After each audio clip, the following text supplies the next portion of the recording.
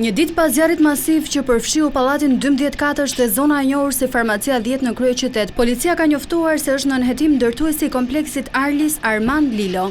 Po ashtu është arrestuar administratori i pallatit Agron Cara, menaxherja e marketit të Razie Sula, si dhe inxhinieri i kompanisë Enver Ademi dhe Altin Fortuna, kontraktori që ka bërë fasadën. Zjarri dyshohet se ka nisur në cepin e një marketi në disa mbeturina kartoni që i kishin lënë punonjësit e marketit. Zjarri aksidentalisht ka përfshirë mbeturinat dhe më pas është përhapur në fasadën e pallatit.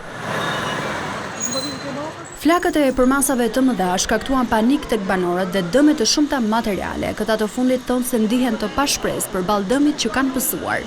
Kisha kemi 4 shtëpia, 150.000 euro e kum bler para 2 vjeç. Sa keni bler? 150.000 euro. Me gjithë pajisjet të mëna 150.000 euro ka a bash shkrum komplet. E nuk le kush më fut në mrena me pa shtëpinë time. Çka ka?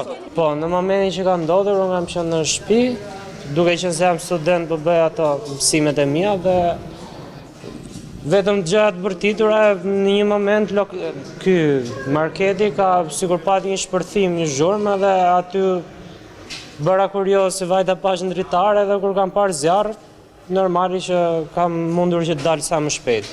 Sipas informacioneve paraprake, raportohen më shumë se 30 apartamente të shkrumbuara. Flakët u favorizuan edhe nga materialet e jashtme të ndërtimit që rezultuan të dobta.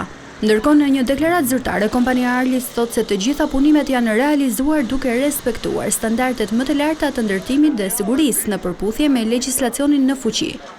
Megjithatë, shoqëria Arlis Ndërtim, pavarësisht se nuk mbart asnjë përgjegjësi ligjore, por në kuadër të përgjegjësisë sociale si kompani, si dhe angazhimit të saj për të qenë pranë njerëzve që e kanë besuar dhe banorëve të prekur, merr përsipër me shpenzimet e saj, rindërtimin e plot të fasadës së pallatit të dëmtuar nga zjarri, si dhe rindërtimin e të gjitha apartamenteve të dëmtuara, duke i kthyer në gjendjen fillestare, pra në të njëjtat kushte që banorët e kanë marrë apartamentin me çelësa në dorë në momentin e dorëzimit. Për të shuar flakët u angazhuan disa mjete zjarrfikëse, forcat të policisë dhe ekipet e emergjencës, të cilat bën të mundur evakuimin e 10 banorëve të bllokuar në apartamente.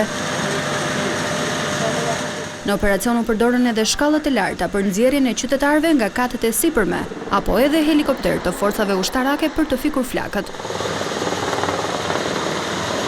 Rreth 11 persona mbetën të lënduar, kryesisht nga asfiksia prej tymit, ndërsa u transportuan drejt spitalit. Pas disa orësh në luftë me flakët, zjarri u arrit që të fiket, ndërkohë që edhe para ditën e kësaj të mërkure, forcat zjarrfikse hodhën sërish ujë në disa apartamente pasi kishte prezencë tymi.